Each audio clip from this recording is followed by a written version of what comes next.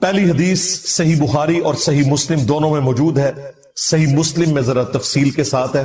اللہ کے محبوب صلی اللہ علیہ وآلہ وسلم نے فرمایا کہ تم میں سے جو شخص اذان کی آواز سنے تو جو مؤذن کہتا ہے وہ انہی کلمات کو ریپیٹ کرے اور پھر اس کے بعد مجھ پر ایک دفعہ درود شریف پڑھے.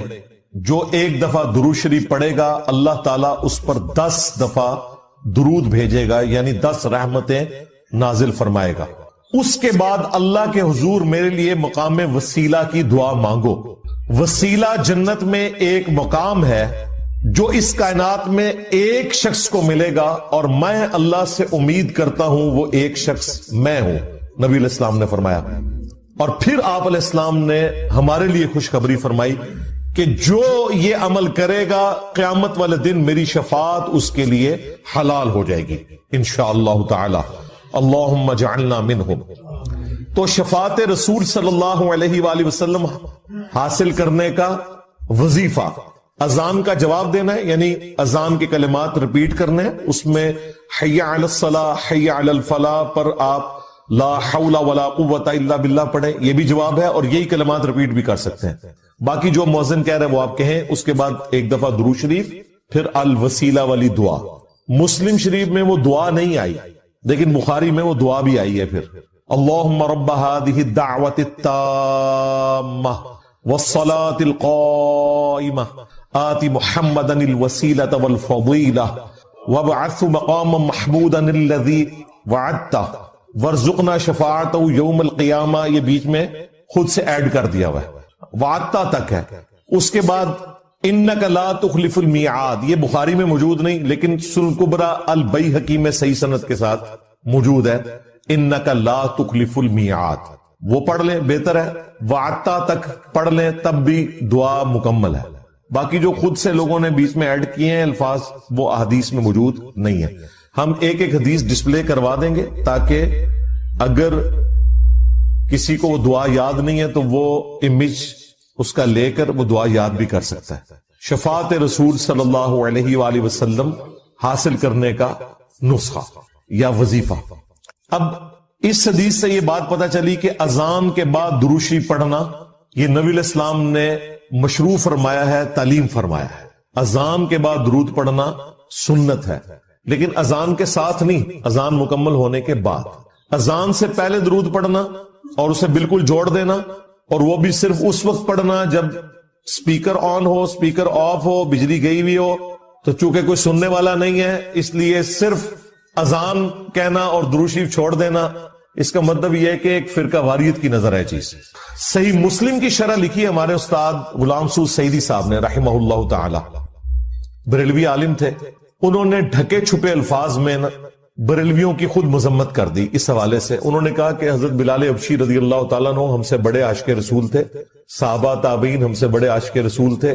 وہ جب اذان دیتے تھے تو اذان سے پہلے درود و سلام نہیں پڑھا کرتے تھے، لہٰذا بہتر یہی ہے کہ اسی طریقے سے اذان دی جائے.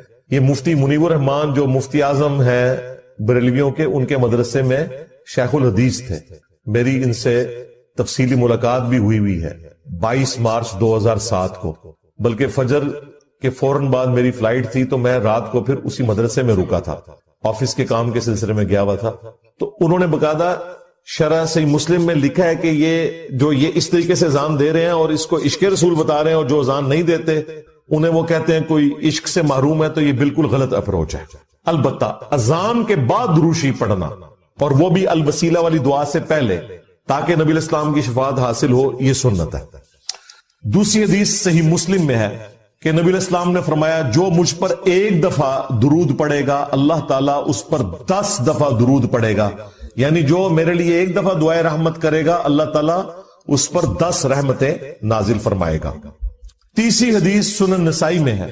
حضرت جبرائیل علیہ السلام رسول اللہ کی خدمت میں حاضر ہوئے اور کہا کہ آپ کا رب آپ سے فرماتا ہے کہ کیا آپ اس بات پر راضی نہیں ہیں کہ آپ کا جو بھی امتی آپ پر ایک دفعہ درود بھیجے اللہ تعالیٰ اس پر 10 دفعہ رحمت نازل فرمائے گا، اور جو ایک دفعہ سلام بھیجے گا اللہ تعالیٰ اس پر 10 دفعہ سلامتی نازل فرمائے گا. یہ وہ حدیث ہے جس میں درود اور سلام دونوں کا ذکر ہے، ورنہ اس سے اوپر جو دو حدیثیں ڈسکس ہوئی ان میں صرف درود کا ذکر تھا۔ درود اور سلام انٹرچینجبل الفاظ ہیں، جس طرح اردو میں خوش و خرم، حسین و جمیل، اور قرآن میں تو صرف سلام آیا، سلام علی ابراہیم، سلام علی موسیٰ و ہارون، اور پھر اسے کنکلوڈ کیا سبحان ربک رب العزت عما یصفون وسلام علی المرسلین والحمد للہ رب العالمین۔ اور آیت درود میں بھی دیکھیں اللہ اور فرشتے درود بھیجتے ہیں، اس میں سلام کا ذکر نہیں۔ اے ایمان والو تم درود اور سلام بھیجو، تو کیا سلام کے بغیر جو اللہ اور فرشتے بھیج رہے ہیں وہ ناقص درود ہے؟ نہیں، درود اور سلام انٹرچینجبل الفاظ ہیں۔ اس میں پہلے بھی بول چکا کہ نبی علیہ السلام نے فرمایا جو ایک بار درود پڑھے گا، صرف درود کا ذکر ہے، اور یہ کہتے ہیں بغیر سلام کے پڑھا تو ناقص ہوگا، بالکل جھوٹ بولتے ہو تم، اللہ کے نبی پہ جھوٹ باندھتے ہو۔ اللہ تعالیٰ اس پہ 10 رحمتیں نازل فرمائے گا، 10 گناہ معاف کر دے گا، اور اس کے 10 درجات بلند فرمائے گا۔ 5ویں حدیث جامعہ ترمذی میں ہے، نبی علیہ السلام نے فرمایا قیامت کے دن میرے سب سے زیادہ نزدیک وہ شخص ہوگا جس نے دنیا میں مجھ پہ سب سے زیادہ درود پڑھا ہوگا، اللہم صلی علی محمد وعلی آل محمد۔ 6ٹھی حدیث بھی جامعہ ترمذی میں ہے، اس حدیث کی صحت میں اختلاف ہے، چونکہ کچھ محدثین اسے صحیح سمجھتے ہیں اس لیے میں اسے کوٹ کر رہا ہوں۔ ابی ابن کعب کہتے ہیں کہ میں نے اللہ کے نبی علیہ السلام سے عرض کیا کہ میں اپنی دعاؤں میں آپ کے لیے بھی دعائے رحمت کرتا ہوں، یعنی درود شریف پڑھتا ہوں، تو مجھے بتائیں میں اپنی دعاؤں کا کتنا حصہ آپ کے لیے دعا کیا کروں درود کی شکل میں، اور کتنا اللہ سے میں اپنے لیے دعا مانگوں؟ کیا میں اپنی دعاؤں کا 1/4 حصہ درود کے لیے مقرر کر لوں؟ نبی علیہ السلام نے فرمایا بہت اچھا ہے، لیکن اس سے بھی زیادہ کرو تو تمہارے لیے اور بہتر ہے۔ انہوں نے پھر عرض کیا یا رسول اللہ صلی اللہ علیہ وآلہ وسلم میں اپنی دعاؤں کا آدھا حصہ درود کے لیے کرتا ہوں اور آدھا باقی دعاؤں کے لیے۔ آپ نے فرمایا بہت اچھا ہے، اس سے بھی زیادہ کرو تو اور اچھا ہے۔ درود شریف کا جو سب سے پسندیدہ صیغہ ہے نا، وہ وہی ہے جو ہمارے درود ابراہیمی کا پہلا جز ہے، اللہم صلی علی محمد وعلی آل محمد۔ سنن نسائی میں حدیث ہے، انٹرنیشنل نمبر کے مطابق 1293 اور ایک نمبرنگ کے مطابق ہے 1292۔ یہ مجھے زبانی یاد ہے نمبر، 12 نبی علیہ السلام کی نسبت سے اور 92 محمد کی وجہ سے، 1292 سنن نسائی۔ زید ابن خارجہ سے نبی علیہ السلام نے فرمایا مجھ پہ درود پڑھنا لازم کر لو اور اپنی دعاؤں میں پڑھا کرو اللہم صلی علی محمد وعلی آل محمد۔ یہ سنی شیعہ دونوں کے ہاں پڑھا جاتا ہے۔ اس کے علاوہ بخاری اور مسلم میں درود ابراہیمی ہے جو ہم نماز میں پڑھتے ہیں، یہ بھی ثابت ہے۔ باقی جتنے بھی درود ہیں اسی سے ملتے جلتے ہیں، صلی اللہ علیہ وآلہ وسلم، یہ بھی نبی علیہ السلام سے ثابت ہے۔ صحیح مسلم میں حضرت عیسیٰ علیہ السلام کے لیے آپ نے کہا وَنُزُولِ عِیسَىٰ ابْنَ مَرْیَمَ صلی اللہ علیہ وسلم وآلہ وسلم کے ساتھ پڑھنا بہتر ہے، کیونکہ نبی علیہ السلام نے اسی کی ترغیب دلائی ہے۔ درود ابراہیمی میں بھی دیکھیں باقی درودوں کے اندر۔ اب رہا مسئلہ کتنی تعداد میں پڑھا جائے، جتنی حسب توفیق ہو۔ مجموع الزوائد میں ایک صحیح سند کے ساتھ حدیث موجود ہے سنن طبرانی کے ریفرنس سے کہ جو شخص صبح کے وقت 10 دفعہ درود شریف پڑھ لے اور 10 دفعہ شام کے وقت، قیامت والے دن اسے میری شفاعت نصیب۔ تو یہ بڑا آسان ہے، 10 دفعہ اللہم صلی علی محمد وعلی آل محمد پڑھنے میں کتنا ٹائم لگتا ہے؟ باقی اللہ تعالیٰ نے ڈیٹم لیول کے اوپر تو آپ پہ ویسے ہی یہ لازمی کر دیا ہے۔ نماز میں ہم درود شریف پڑھ ہی رہے ہوتے ہیں، ہر نماز میں پڑھ رہے ہوتے ہیں درود شریف کے بغیر تمہاری نماز ہی مکمل نہیں ہوتی۔ اور ہماری نماز تو ہم تو دعائے قنوت کے بعد بھی درود شریف پڑھتے ہیں، صحیح سند سے ثابت ہے۔ نماز جنازہ میں بھی درود شریف پڑھتے ہیں، ہر جگہ درود شریف ہے۔ مسجد میں داخل ہوتے وقت درود شریف ہے، وہ حدیثیں موجود ہیں، وہ میں نے اس لیکچر میں ساری حدیثیں بتائی ہیں۔ ہر خطبے کے آغاز میں درود شریف ہے، جس مجلس میں نبی علیہ السلام کا ذکر ہو وہاں پہ درود شریف ہے۔ مولا علی علیہ السلام سے حدیث ہے جامعہ ترمذی میں صحیح سند کے ساتھ کہ نبی صلی اللہ علیہ وآلہ وسلم نے فرمایا وہ شخص کنجوس ہے جس کے سامنے میرا ذکر ہو اور مجھ پر درود نہ پڑے، اللہم صلی علی محمد وعلی آل محمد۔ اور ترمذی میں ایک حدیث ہے وہ شخص تباہ و برباد ہو جائے جس کے سامنے میرا ذکر ہو اور مجھ پر درود شریف نہ پڑے، اللہم صلی علی محمد وعلی آل محمد۔ اور اس کے علاوہ سنن طبرانی میں بھی ایک روایت ہے، اس روایت کی صحت پہ اختلاف ہے، لیکن چونکہ کچھ محدثین اسے صحیح سمجھتے ہیں اس لیے میں ضرور بیان کرتا ہوں کہ جو شخص روزانہ 100 دفعہ درود شریف پڑھے تو قیامت والے دن اللہ تعالیٰ اسے شہیدوں کے ساتھ اٹھائے اور اس کی دونوں آنکھوں کے درمیان لکھا ہوگا کہ یہ شخص منافقت اور دوزخ کی آگ سے بری ہے۔ 100 دفعہ درود شریف، میری تو کوشش ہوتی ہے کہ 100 دفعہ درود شریف روزانہ کم از کم ضرور پڑھا جائے۔ اگر کوئی روزانہ نہیں پڑھ سکتا 10 دفعہ تو پڑھ لے۔ اور نبی علیہ السلام کے آپ اکثر وظائف دیکھیں گے وہ 100 دفعہ ہی ہیں، اکثر وظائف۔ جو زیادہ تعلیم کیے گئے. جیسے بخاری مسلم میں حدیث ہے کہ جو شخص 100 دفعہ پڑھ لے سبحان اللہ و بحمدہ تو اس کے سارے گناہ معاف کر دیے جائیں گے چاہے سمندر کی جھاگ کے برابر ہو. اور جو شخص صبح و شام 100 دفعہ یہی پڑھے تو قیامت دن اس سے بڑھ کے کوئی عمل نہیں لے کے آ سکتا سوائے اس کے کہ جو اس سے زیادہ وہ کلمات پڑھ لے 100 کا دفعہ. پھر بخاری میں 70 دفعہ استغفار کا ذکر ہے. پھر تسبیح فاطمہ بھی جو ہے 100 دفعہ ہے. 33 دفعہ سبحان اللہ، 33 دفعہ الحمدللہ، 34 دفعہ اللہ اکبر، یا 33 دفعہ اللہ اکبر اور 100 کا عدد پورا کرنے کے لیے بخاری مسلم میں آتا ہے لا الہ الا اللہ وحدہ لا شریک لہ لہ الملک ولہ الحمد وہو علی کل شیء قدیر. تو یہ سارے 100 والے ہیں. زیادہ تو آپ جتنا مرضی پڑھیں. جامعہ ترمذی میں حدیث ہے قیامت والے دن میرے سب سے زیادہ نزدیک وہ شخص ہوگا جس نے دنیا میں مجھ پہ سب سے زیادہ درود شریف پڑھا ہوگا اللہم صلی علی محمد وعلی آل محمد. وہ سب جتنا گڑ ڈالیں گے اتنا میٹھا ہوگا. درود شریف جتنا پڑھیں اتنا ہی کام ہے. نبی علیہ السلام کے قرب کا ذریعہ ہے. لیکن صرف درود شریف پہ زور ہو، نبی علیہ السلام کی تعلیمات پہ زور نہ ہو تو یہ غلط. درود شریف کے لیے باوضو ہونا بھی شرط نہیں ہے. یہ اللہ کا ذکر ہے اور ایسا ذکر ہے جس کے لیے کوئی پروٹوکول نہیں. وضو پروٹوکول ہوتا ہے نماز پڑھنے کا. عام اذکار کے لیے کوئی وضو پروٹوکول نہیں ہوتا. ویسے آپ نے رکھنا ہے وہ ضرور کریں لیکن ادروائز ان اذکار کا کوئی پروٹوکول اس حوالے سے نہیں ہوتا. تو میری خواہش یہ ہے کہ آپ روزانہ کم از کم 100 دفعہ ضرور درود شریف پڑھیں. اگر نہیں پڑھ سکتے تو صبح فجر کے بعد 10 دفعہ اور 10 دفعہ مغرب کے بعد صبح شام 10 دفعہ پڑھ لیں تاکہ شفاعت رسول صلی اللہ علیہ وآلہ وسلم حاصل ہو. پھر مسلم شریف میں حدیث ہے، بخاری میں بھی کچھ حصہ ہے کہ جو اذان کا جواب دے یعنی وہی مؤذن والے کلمات ریپیٹ کرے اس کے بعد مجھ پہ درود شریف پڑھے اور الوسیلہ والی دعا مانگے تو میری شفاعت اس کے لیے حلال ہو جائے گی. وہاں بھی درود شریف ہے. صحیح مسلم میں حدیث ہے جو ایک دفعہ 10 درود شریف پڑھے گا اللہ تعالیٰ اس پہ 10 رحمتیں نازل فرمائے گا. سنن نسائی میں حدیث ہے جو ایک دفعہ درود شریف پڑھے گا اللہ تعالیٰ اس پہ 10 رحمتیں نازل فرمائے گا، اس کے 10 درجات بلند کر دے گا، اسے 10 نیکیاں عطا فرمائے گا، اس کے 10 گناہ معاف کر دے گا. اتنی بڑی فضیلت ہے سر. اتنی بڑی فضیلت مجھے بتائیں کس عمل کی ہوگی؟ نفلی عبادات میں افضل ترین عبادت درود شریف. اچھا یہ درود شریف اللہ کی عبادت ہے کیونکہ آپ رجوع اللہ کرتے ہیں. اللہم صلی علی محمد وعلی آل محمد. یہ جو جمعے کے دن کے وظائف ہیں نا وہ آپ یعنی غروب آفتاب جمعرات والے دن اس سے لے کے جمعے کی مغرب تک کر سکتے. یہ نہیں ہوتا کہ جمعے کے دن کوئی کرنا ہو. تو جمعے والے دن درود شریف پڑھنے کی فضیلت ہے. ابو داؤد کے اندر اور ترمذی کے اندر، سنن نسائی میں، ابن ماجہ میں حدیث ہے کہ نبی صلی اللہ علیہ وآلہ وسلم فرمایا کہ جمعے کا دن تمام دنوں کا سردار ہے. اسی دن آدم علیہ السلام پیدا ہوئے، اسی دن وہ فوت ہوئے، اسی دن پہلا سور پھونکا جائے گا، دوسرا سور پھونکا جائے گا، قیامت قائم ہوگی. تم جمعے والے دن مجھ پہ کثرت سے درود پڑھو، تمہارا درود مجھ پر پیش کیا جائے. تو صحابہ کرام نے جرت کر کے پوچھا یا رسول اللہ صلی اللہ علیہ وسلم جب آپ مر جائیں گے اور آپ کی ہڈیاں مٹی میں مل جائیں گے. سر یہ صحابہ کے الفاظ ہیں جب تک 295C نہیں تھی مدینہ شریف. ورنہ آج کل تو کوئی سوال کر سکتا ہی. صحابہ پہ اللہ کی کروڑوں رحمتیں وہ سوال کیے تو میں عقیدے پتہ چلے. تو نبی علیہ السلام نے فرمایا کہ ان اللہ حرم علی الارض ان تأکل اجساد الانبیاء. بے شک اللہ نے مٹی پہ حرام کر دیے کہ نبیوں کے جسموں کو کھائے. تو نبیوں کے جسم سلامت ہیں قبروں کے، ان پر درود شریف پیش ہو. تو جمعے والے دن درود شریف کی خاص فضیلت ہے. جمعے والے دن ضرور 100 بار پڑھ لیا کریں. نبی علیہ السلام کی بارگاہ میں درود شریف پیش ہو رہا ہوتا ہے. وہ سنن نسائی میں حدیث ہے نا، زمین پہ کچھ فرشتے سیاحت کرتے ہیں، میرے امتیوں کا سلام مجھ تک پہنچاتے ہیں. اور میں نے دیکھا ہے کہ یہ حقیقت بات ہے. مسلمانوں کے جتنے مکاتب فکر ہیں ان میں سے 2 مکاتب فکر میں نے درود شریف کا بہت اہتمام دے. نبی علیہ السلام کا مبارک ذکر کرتے ہیں. پہلے نمبر پہ شیعہ حضرات کو کہ وہ درود شریف کا بہت اہتمام، اور دوسرے نمبر پہ اہل حدیث کے ہاں.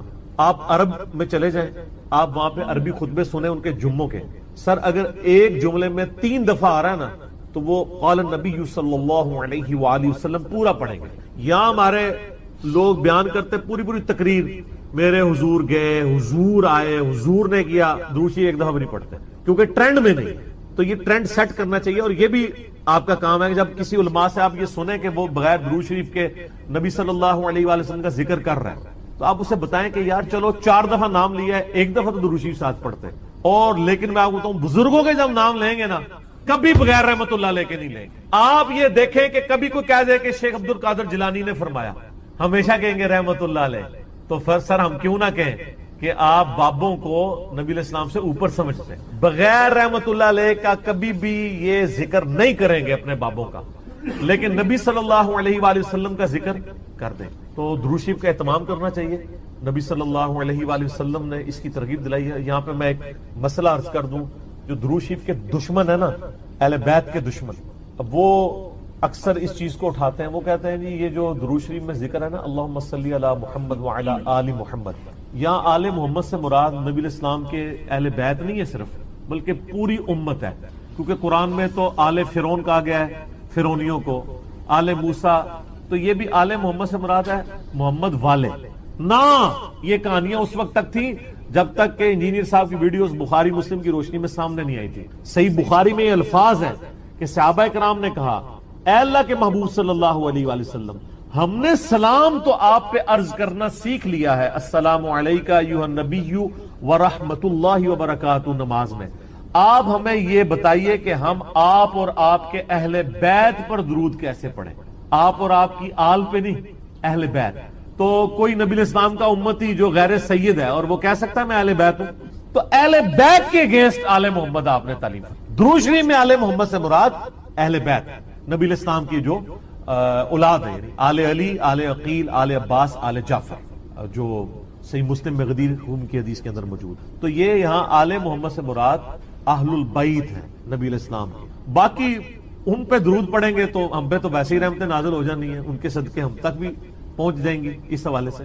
تو یہ میں نے ایک ضمناً مسئلہ عرض کر لیا. لوگ بیچ میں نا یہ ایک پخے چھوڑ رہے ہوتے ہیں. تو میں نے اس پہ میرا یوٹیوب پہ کلپ بھی چڑھا ہوا ہے، درود اور اہل بیت کے دشمن.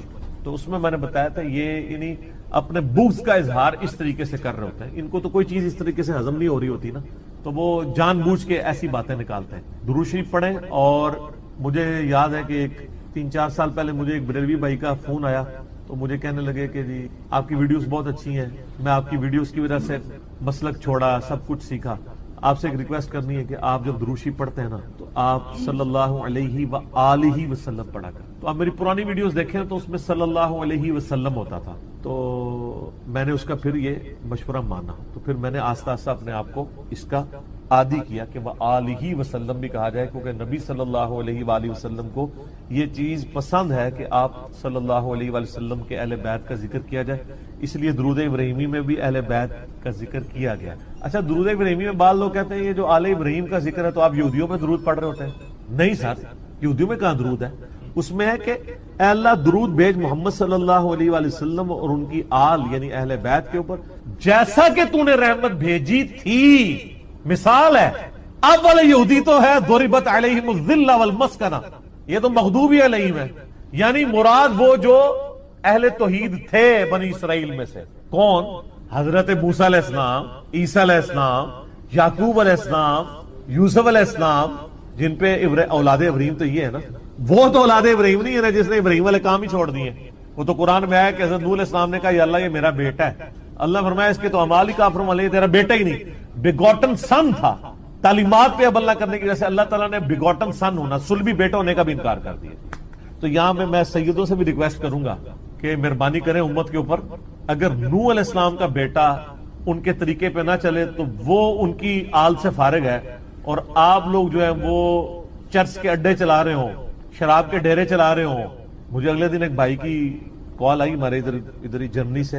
وہ خود شیعہ تھے اور وہ رونا رو رہے تھے کہ یار اس وقت اہل بیت کے خلاف ایک پوری مہم کھڑی کی گئی. آپ کو پتہ ہے نا یہاں پہ امیر شام کے نام کے نعرے بھی لگوائے گئے. تو میں نے کہا جی ہم نے تو کاؤنٹر نیریٹو کھڑا کر دیا اس کے اوپر. تو بتانے لگے ایک کسی شیعہ ذاکر پورے اس ایک کمیونٹی کے بارے میں، وہ کہتے ہیں ہم ان کو ملینز آف روپیز سالانہ دیتے تھے، لیکن بعد میں پتہ چلا کہ وہ تو شرابیں پیتے ہیں اور عیاشیاں کرتے ہیں. وہ کہتے ہیں یہ اہل بیت کے نام کے اوپر جب اہل بیت کے دفاع کی باری آئی ہے تو یہ خود کون سے کرتوت کر رہے ہیں. اب الحمدللہ اہل تشیع کے اندر بھی اویئرنس آ رہی ہے، جیسا کہ بریلویوں کے اندر اویئرنس آئی کہ پیروں فقیروں نے ہمیں دھوکے میں رکھا ہوا ہے، یہ ہمارے نذرانوں سے یاشیاں کر رہے ہیں.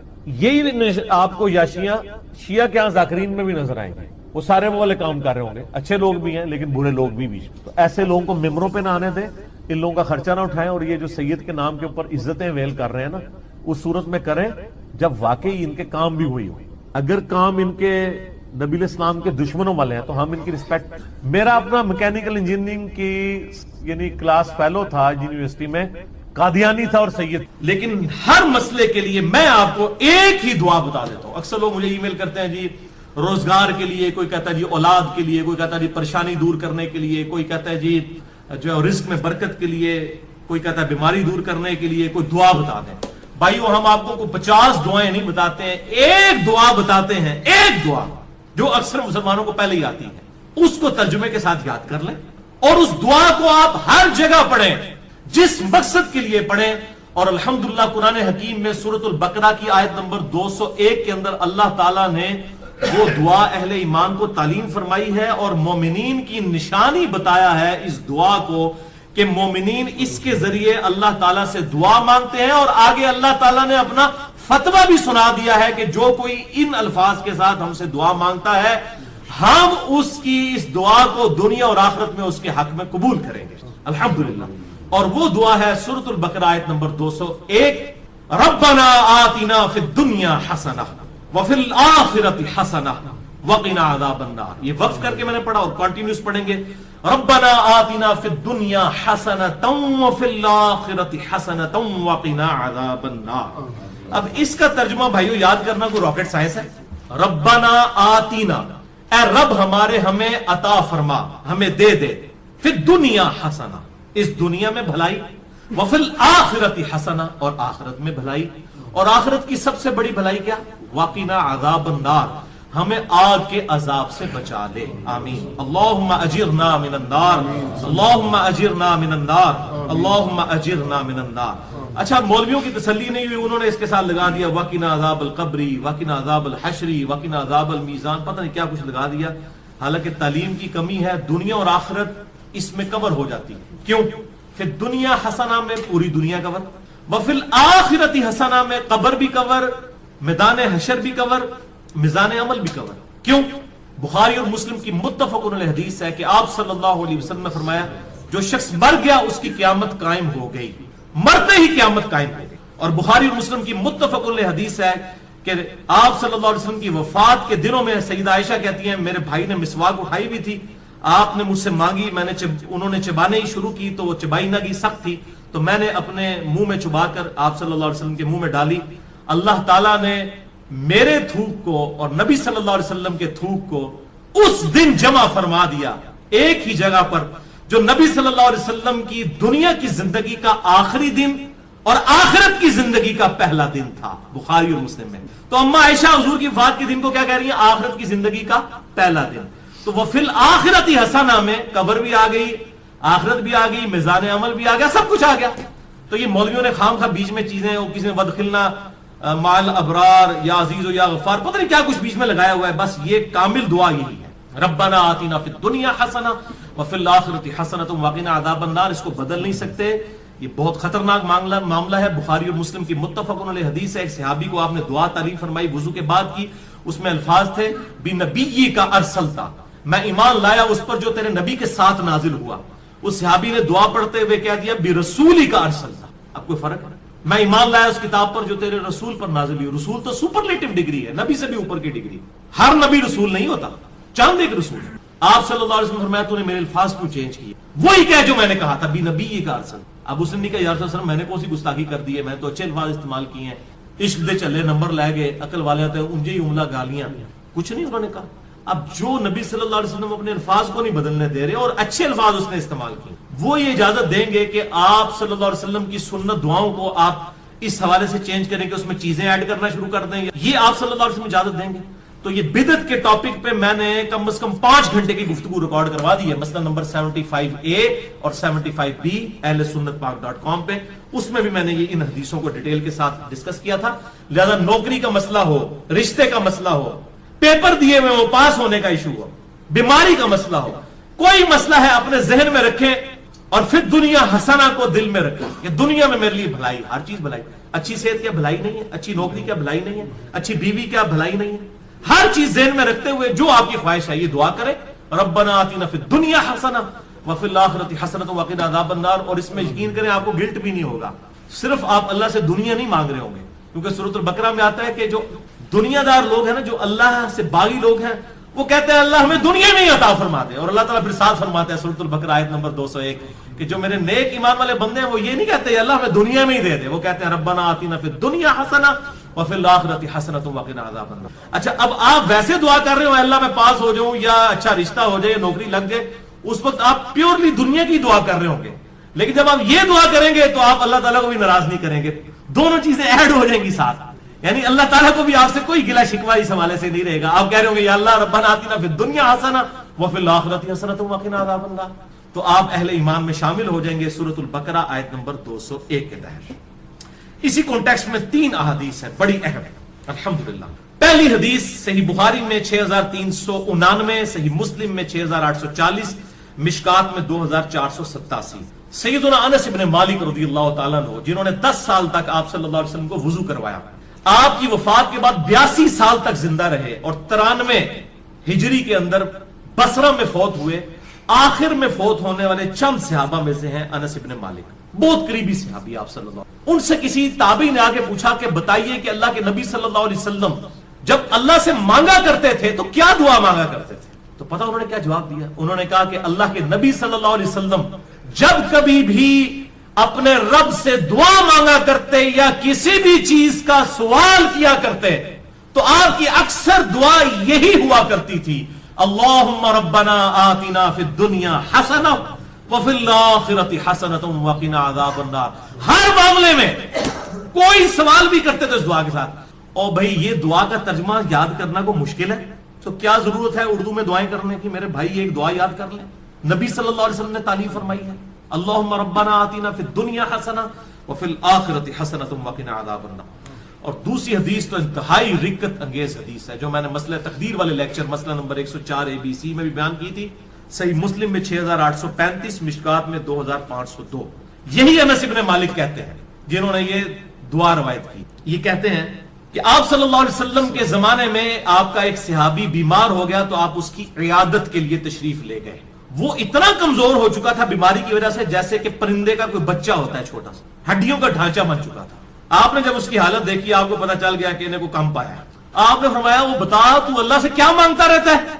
اس نے کہا یا رسول اللہ میں اللہ سے دعا کرتا ہوں اے اللہ جو تو نے مجھے آخرت میں عذاب دینا ہے دنیا کی زندگی میں ہی دے دے۔ بولے اعوذ باللہ۔ آپ فرمایا سبحان اللہ، اللہ پاک۔ جب آپ حیران ہوتے تو یہ بات کہا کرتے سبحان اللہ، اوے تو اللہ تعالیٰ کا اس دنیا میں عذاب سہ سکتا ہے جو اللہ سے تو نے یہ دعا کی؟ نہ تو دنیا کی زندگی میں اللہ کا عذاب برداشت کر سکتا ہے نہ آخرت کی زندگی میں۔ اور تجھے تو چاہیے تھا کہ تو اللہ سے دعا کرتا اللہم ربنا آتنا فی الدنیا حسنہ وفی الآخرۃ حسنۃ وقنا عذاب النار۔ یہ کیا تو دعائیں کرتا رہے؟ اس میں وہ فنیٹک قسم کے جو صوفیاء ہیں نا ان کا بھی ارادہ، وہ کہتے ہیں سانو دنیا نہیں چاہیے آخرت ہی چاہیے، اور اللہ کے نبی کہہ رہے ہیں دنیا بھی اچھی آخرت بھی اچھی۔ اچھا انس بن مالک کہتے ہیں جب آپ صلی اللہ علیہ وسلم نے اسے یہ بات ارشاد فرمائی پھر اس نے یہی دعا مانگ کر اللہ کی طرف متوجہ ہوا، اللہم ربنا آتنا فی الدنیا حسنہ وفی الآخرۃ حسنۃ وقنا عذاب النار، تو اللہ تعالیٰ نے اسے شفا عطا فرمائی۔ اب اس سے بھی پتہ چلا بیماری کی شفا بھی یہی ہے، اللہم ربنا آتنا فی الدنیا حسنہ وفی الآخرۃ حسنۃ وقنا عذاب النار۔ آپ میں کہتا ہوں یہ جامع دعا کریں، ساری دعائیں جو ہیں اس کے اندر شامل ہیں۔ اچھا قرآن میں تو ہے ربنا آتنا فی الدنیا حسنہ، اور بخاری مسلم میں ہے اللہم ربنا آتنا فی الدنیا حسنہ، تو اللہم کے ساتھ اے ہمارے اللہ یہ بھی ٹھیک ہے اور صرف ربنا آتنا بھی ٹھیک ہے، بلکہ قرآن حکیم میں سورۃ المائدہ میں حضرت عیسیٰ علیہ السلام کی جو دعا آتی ہے اس میں بھی ہے اللہم ربنا انزل علینا مائدۃ من السماء، تو قرآن میں بھی الفاظ ہیں اللہم ربنا کے۔ ویسے تو ہمارے لیے بخاری مسلم کے الفاظ ہی کافی تھے، لیکن میں پھر بھی کیڑا نکالنے کے لیے کوئی یہ نہ کہ جی قرآن میں تو صرف ربنا آیا آپ اللہم کیوں لگا رہے ہیں، تو اللہ تعالیٰ نے بھی یہ دعا حضرت عیسیٰ علیہ السلام کی نقل کی ہے اللہم ربنا آتنا فی الدنیا حسنہ، یہ پڑھنا بخاری و مسلم سے ثابت ہوا، اور اللہم ربنا انزل علینا مائدۃ من السماء سورۃ المائدہ کے آخری رکوع میں حضرت عیسیٰ علیہ السلام کے کانٹیکسٹ میں یہ الحمدللہ اللہم ربنا کے ساتھ یہ آئی ہے۔ اور تیسری حدیث سنن ابی داؤد میں 1892، مشکات میں 2581، عبداللہ بن صائب کہتے ہیں کہ میں نے خود نبی صلی اللہ علیہ وسلم کو رکن یمانی اور حجر اسود کے درمیان وہ جو مستجاب دیوار ہے یہ دعا مانتے ہوئے سنا ہے اللہم ربنا آتنا فی الدنیا حسنہ وفی الآخرۃ حسنۃ وقنا عذاب النار۔ اسے مستجاب دیوار کہتے ہیں، مستجاب کہتے ہیں دعا کی قبولیت کی جگہ۔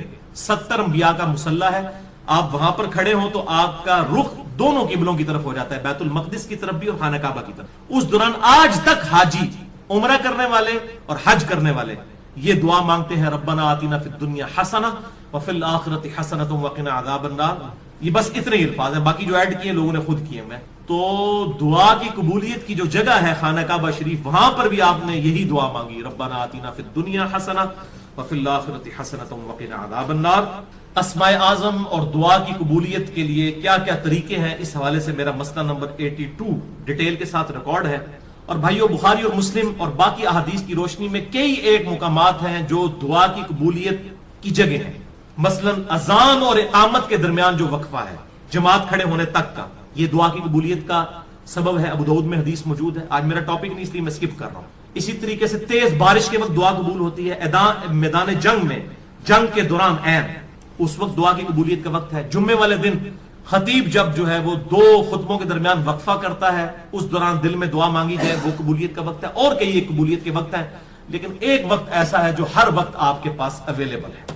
اسی کانٹیکسٹ میں آپ کو اگلی 5 حدیثیں میں بیان کرنے لگا ہوں، اور وہ ہے نماز میں دعا مانگنا، جس کے لیے آپ کو جمعے کے دن کے انتظار کی ضرورت نہیں ہے، کسی اور چیز کی ضرورت نہیں. جب بھی آپ نماز پڑھیں، یہ 5 حدیثیں اسی پہ ہماری گفتگو کنکلوڈ ہوگی.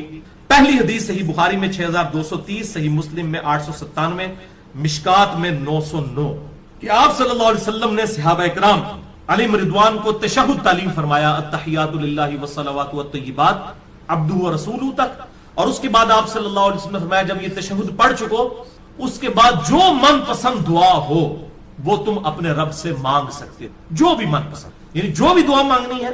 آپ کتاب و سنت میں اگر کوئی دعا آئی ہے وہ بھی مانگ سکتے ہیں، اس کے علاوہ بھی کوئی مانگ سکتے ہیں، لیکن مانگیں گے عربی میں. عربی سمبل آف یونٹی ہے مسلمانوں. اور ویسے ایک دعا ہی اللہم ربنا آتنا فی الدنیا حسنہ وفی الآخرۃ حسنۃ وقنا عذاب النار، یہی کافی ہے.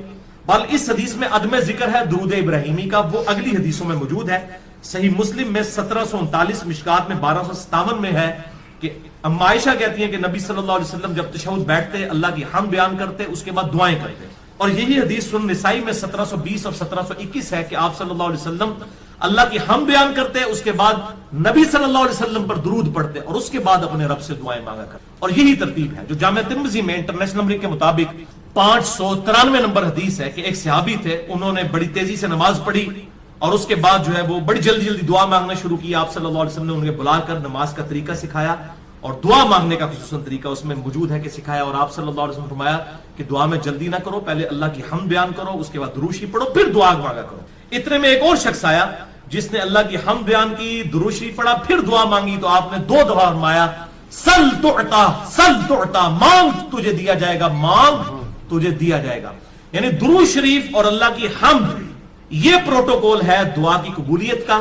تو اللہ کی حمد اور درود شریف، اور نماز میں یہی ہوتا ہے، آپ پہلے اللہ کی حمد کرتے ہیں، التحیات للہ والصلوات والطیبات، پھر نبی صلی اللہ علیہ وسلم پر سلام عرض کرتے ہیں، پھر درود شریف پڑھتے ہیں، اینڈ پہ دعائیں مانگتے ہیں آپ جا کے. وہ جتنی بھی دعائیں سنت سے ثابت ہیں، اللہم انی اعوذ بک من عذاب جہنم ومن عذاب القبر ومن فتنة المحیا والممات ومن شر فتنة المسیح الدجال، جو بخاری مسلم میں آتی ہے.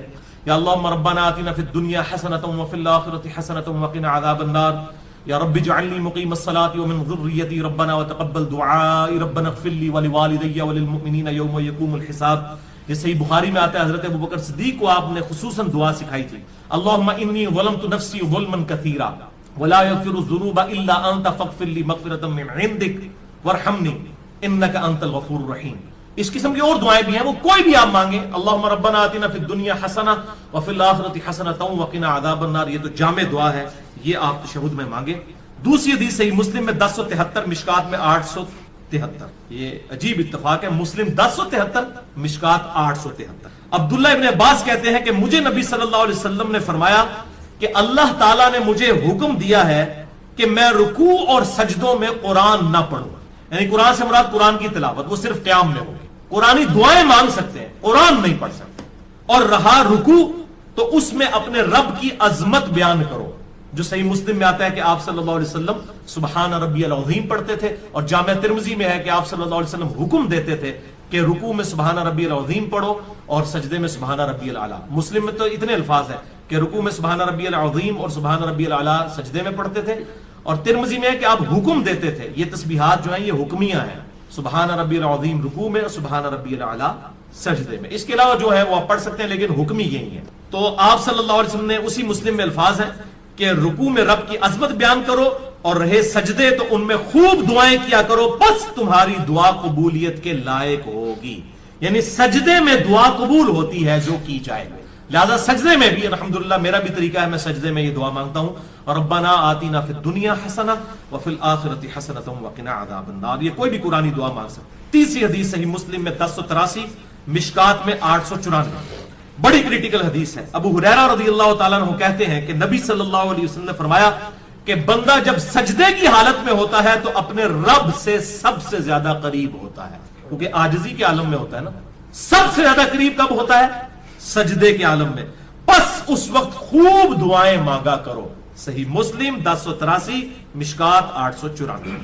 یعنی سجدے میں خوب دعائیں مانگو، یہ قبولیت کا مقام ہے. پچھلی حدیث میں ہم نے سنا بس تمہاری دعا قبول ہوگی، یہاں پر آیا کہ رب کے قریب ہوتے ہو. اور وہ ہے ٹروتھ ریویلنگ حدیث چوتھی صحیح مسلم میں 244، مشکات میں 895، کہ آپ صلی اللہ علیہ وسلم فرمایا کہ جب آدمی آیت سجدہ سن کر سجدہ کرتا ہے، جیسے ہم سجدہ تلاوت کرتے ہیں، اس پہ میرا الگ سے لیکچر ہے، مسئلہ نمبر 119، سجدہ تلاوت کے صحیح احکام و مسئلہ. یا جب بھی کوئی سجدہ کرتا ہے تو اس وقت شیطان جو ہے وہ چیخیں مارتا ہوا الگ ہو جاتا ہے اور کہتا ہے ہائے افسوس، مجھے اللہ نے سجدے کا حکم دیا اور میں نے اللہ کا حکم نہ مانا، اور دوزخ میرا مقدر ہوگی والعیاذ باللہ تعالی.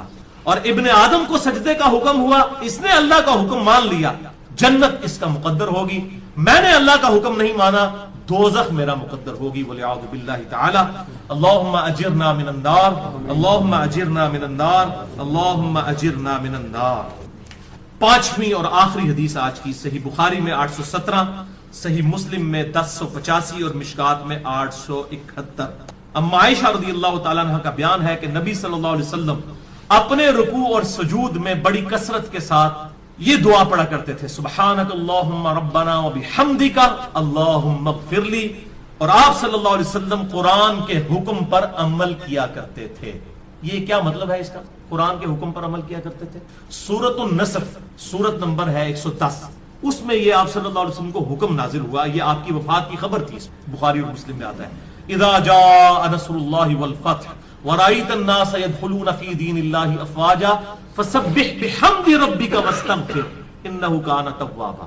یعنی آپ صلی اللہ علیہ وسلم نے اس دین کو غالب کر دیا ہے، اب آپ یکسو ہو کر اپنے رب سے استغفار کیجئے اور اللہ کی حمد بیان کیجئے. جب یہ صورت نازل ہوئی تو بخاری اور مسلم کے میں نے نمبر بتائے. اما عائشہ کہتی ہیں کہ آپ قرآن پر عمل کرتے ہوئے دعا مانگا کرتے تھے رکوع اور سجدوں میں،